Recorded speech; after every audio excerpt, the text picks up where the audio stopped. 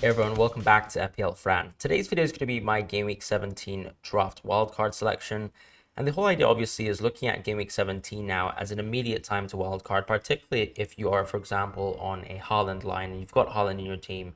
And this would be the perfect time to actually jump off of Haaland, but also set yourself up with the possibility of immediately going back to him on Game Week 20. Because right now, our expectations for Haaland is that he will probably miss the Crystal Palace game and be back for Everton away from home. And given that Everton away from home is not a particularly easy fixture, I think the best possibility to really jump off of Haaland and jump back on is clearly, jumping off at Game Week 17, getting back to Haaland on Game Week 20 through Salah. And obviously, this is just purely in anticipation of the AFCON as well. Ultimately, we'll sort of have to break our team structure apart for Salah and Son leaving the game, and Haaland, of course, will, for example, be who we will be spending most of our cash on, as well as, for example, reinvesting into either the midfield or the defense. And I think from a structural point of view, it makes sense to actually make sure our team can actually fit that structure. So, for example, a Haaland-less template right now is going to be exactly what I'll be going with. Right now, in terms of the keepers, we do have a slight doubt on Dubravka. However, I do recommend going Dubravka if it seems like he's going to be able to play the Champions League game, because at least you're going to get the value of Dubravka up until January, where Newcastle will probably find a goalkeeping replacement to him. And Ederson is the one player that I will suggest right now. Now, obviously, a lot of people will probably be against the idea of spending money on Ederson, and I completely get that. I think alternatively, you could also just pursue Raya, for example, save yourself a little bit of money there as well. But I do think Ederson actually has really, really good fixtures coming in hand. And of course, if you can get Dubravka to plug that hole in terms of Game Week 18, that's perfectly fine. Now, as I said, obviously, if Dubravka is not fit and ready to play, you also have the alternative option of maybe going towards Areola.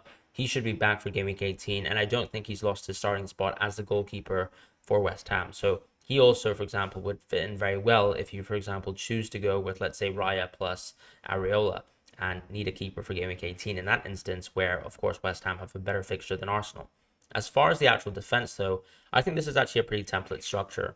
I do think Colwill is actually the go-to pick for this Chelsea defense.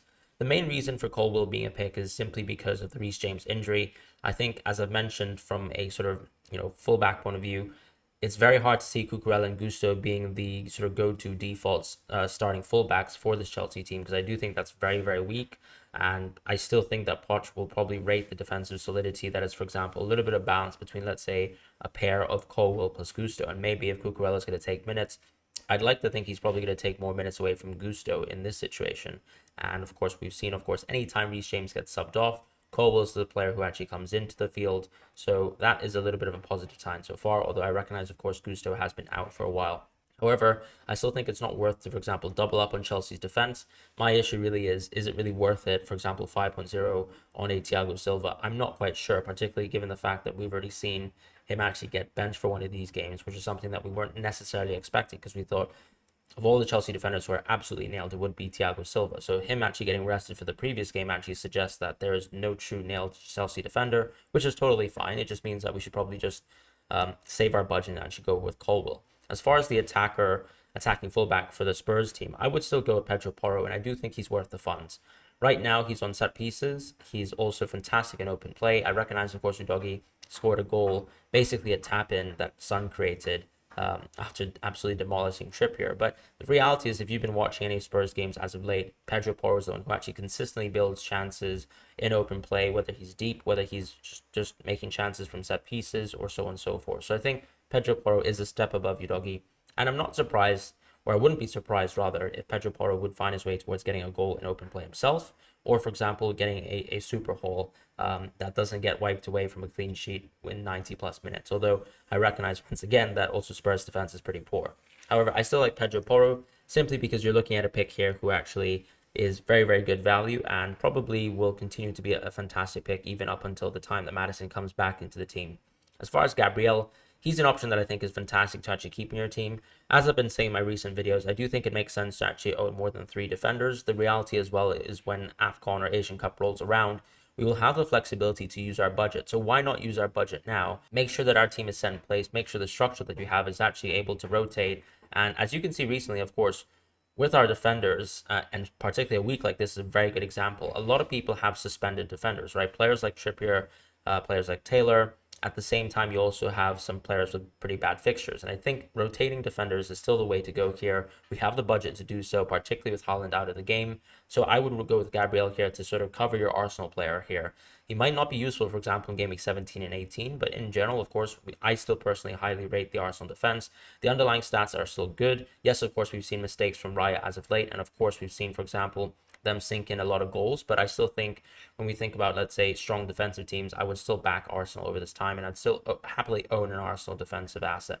As far as the, for example, use of the budget in the defense, I of course would love to actually use Alexander-Arnold, and the reasoning behind this is actually if you think about, let's say, Salah leaving the game at around the AFCON and Asian Cup period, once again, we'll have a lot of budget within our teams, and I do think that even though Liverpool's fixture run is actually getting worse and worse, Trent, of course, still continues to be a very important asset to this Liverpool team. And in terms of, let's say, attacking fullbacks in the game that have a lot of value, I would still probably pick Trent from this fixture, given that he's probably going to play versus United, and Trippier, of course, is suspended.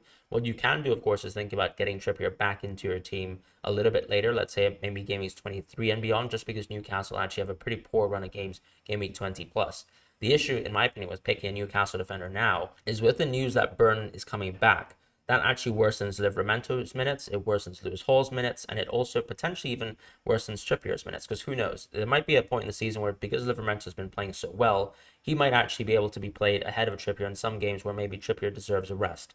And that's just my thoughts so far. So I do think Trent is actually a little bit better in terms of someone who actually you can absolutely guarantee on starting from this week and getting a little bit of short-term value from him. As far as someone to actually put in the back of your bench, I think Konsa is a fantastic pick. Pau Torres has, of course, already risen in price, so I do like the idea of just going for Konsa. You're looking at an Aston Villa player who probably should be absolutely nailed, regardless of whether Cash actually comes back into the team and starts. So therefore, I think Konsa is fantastic in this place where, of course, you can save a bit of money. If you want absolute guarantees, though, I think Pau, of course, is still the better pick if you have the budget to do so. So, of course, do feel free to actually stretch, let's say, Konsa towards Pau, just to get that absolute guarantee. As far as the actual midfield now, moving on quickly towards that, we have Salah, Son, Saka, Palmer, and Douglas Luiz.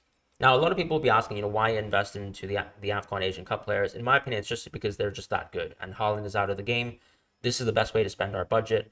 What we can do, of course, with this wildcard drafts is still, for example, because we have such a deep bench, because we have such a good attacking rotation right now, and I will be suggesting 8 attackers here. But the idea is actually, because we actually have so much depth and so much budget, you will actually totally be fine, in my opinion, being able to own Salah and Son and actually transferring them out progressively between game weeks 20 and 21. The players will leave the game on game week 21, but as I mentioned, the whole idea with going with a Haaland-less draft here is that on game week 20, you move out of Son or Salah, which I think it really should be Salah because he has a Newcastle game, even though I recognize it is Newcastle away. Son simply has an incredible game week 20, so for me, I would actually much rather go out of Salah in game week 20 and make that, for example, my double transfer that would be booked ahead of time. And here, of course, in terms of, let's say, Saka, Palmer, Douglas Luiz, the players who are not leaving the game, I like the idea of actually going for Saka and Palmer, just because with Palmer, as I said, I don't really want to go double up on Chelsea to attack right now, just because Nkunku isn't back in the squad yet. And also, between, let's say, Sterling and Palmer, you have 2 players who are on 4 yellow cards. So no need to, for example, put yourself with that much risk in your team. Palmer's fantastic because you get the Sheffield United at home game. And of course, even if he gets suspended after that, it's not a problem because Palmer can easily be a transfer to another player in the game, such as, let's say, a Fulham midfielder like an Andreas. As far as Douglas Luiz, you're looking at a player here who, of course, is suspended versus Brentford away. But he's crucially going to be back for game week 18, where he gets to play Sheffield United at home. And of course, looking at a penalty taker, a set piece taker, and someone, of course, who actually does some things in open play for Aston Villa is going to be fantastic here at the price point that he is. And I think he's obviously subject to a price drop as well. As far as Saka, it's a case where, once again, because we actually have so much budget left in our teams, because we have the chance to actually, for example, embrace an Arsenal attacker here, I think Saka just makes a lot of sense as an option to hold. You don't actually have to necessarily go for Saka. If, for example, you're actually missing or lacking in terms of budget, I do think Saka can easily be someone like Andreas right now. For example, if you can't afford this certain template, then it makes sense to actually go from Saka to Andreas. Simply have Andreas for the time being, and then you can actually reconsider going Saka maybe later on when Arsenal's fixtures are much, much better. Of course, right now I recognize that Arsenal's games aren't particularly perfect, but they're still one of the top teams. And of course, if you have the chance to, let's say, stretch your budget, then why not do so? As far as, let's say, the attack here with the forward position, we've got Watkins, Solanke, and Alvarez. The whole idea now that Haaland is out is that, in my opinion, Alvarez is a very, very good short-term punt. So you're looking at Alvarez as someone who ultimately will be the penalty taker for this City team for the time being. And also because as long as Haaland is out, or if Haaland is rotated, that just strengthens his minutes overall. So it just makes Alvarez that much better of a pick during this time period, where previously, of course, he was most likely an early substitution at around 70 minutes or even 85 if it's a game where he's playing relatively well. And of course, I do recognize that KDB will probably be back in the team quite soon. So of course, when we're looking at, let's say, Game Week 20/21, that time period where KDB can easily join back the City team, that's when, of course, you'd be transferring out of, let's say, Alvarez towards maybe going towards Haaland. So I think that's the landscape right now. I think it makes a lot of sense to punt onto Alvarez. And then as far as Watkins and Solanke, these are your picks who, in my opinion, can actually stay in your team for a long, long time. Now, Solanke, very much like the Newcastle players, actually has some pretty bad fixtures after Game Week 20, or even starting from Game Week 20, if we're being honest. So in my opinion, of course, Solanke could also be your make-way transfer towards Haaland as well. It just really depends on, at that time of the game, at that stage of the game, do you trust in Julian Alvarez's minutes, or do you think KDB will be coming back? Those sorts of things will, of course, color what your opinion of Alvarez is for the time being. As far as Solanke, though, I just think at that sort of price point, yes, of course, we have some other forwards who right now are cropping up that are quite interesting, like, for example, Cunha being on penalties during the Asian Cup, or, for example, Raul Jimenez being an option. But I think we have full guarantees with Solanke, right? If we compare even him to, let's say, Calvert-Lewin or João Pedro, who are penalty takers as well, they do not crucially play at least 89 minutes a match. And Solanke, for me, is absolutely undefeated from that point of view. So I think Solanke is fantastic. Of course, he's not been, with the Bournemouth team that have actually been absolutely demolishing some teams as of late. He's not been having any crazy hauls, but I don't think that actually makes him a worse pick. In reality, I think a haul is actually probably due for someone like Solanke, given how well Bournemouth are playing, given how good the next three fixtures are. So being able to jump onto Solanke, I think, is an absolute luxury, and I think it's fantastic. As far as Watkins, honestly, as long as we have money in the game, and as long as Aston Villa continue to play the way that they're doing, and Watkins continues to be an 89, 90-minute person, I just don't see any reason why we should take Watkins out of our team, unless, of course, he's injured, which, of course, was why a lot of people might have transferred Watkins out a few weeks ago. But, of course, in hindsight, I suppose that was a mistake. And that's, of course, a mistake that I pulled off myself. And looking at, for example, a wildcard draft ahead of Game Week 17, I just think he's absolutely crucial for this team selection. So that's going to be the draft here. It's effectively a 3-5-2 structure, but you, of course, have the opportunity to always play in a 3-4-3 template as well. And, of course, you have fantastic defenders here who actually cover certain blanks. So, for example, when I think about, let's say, Gabriel, Colwill, and Konsa, these are the three picks that will basically be permanently rotating with each other. And I think that's a perfectly fine template to own. In my opinion, I've always liked the idea of rotating defense, particularly now that we, of course, have experienced multiple seasons of fixture congestion, and just seeing the strength of, let's say, how strong a rotation defense can be, in terms of also making sure that when your game weeks go bad, when you have suspended players, that you actually have a strong bench and you're covered. So that's going to be the Game Week 17 draft wildcard. If you liked the video, please feel free to subscribe, comment, drop your thoughts.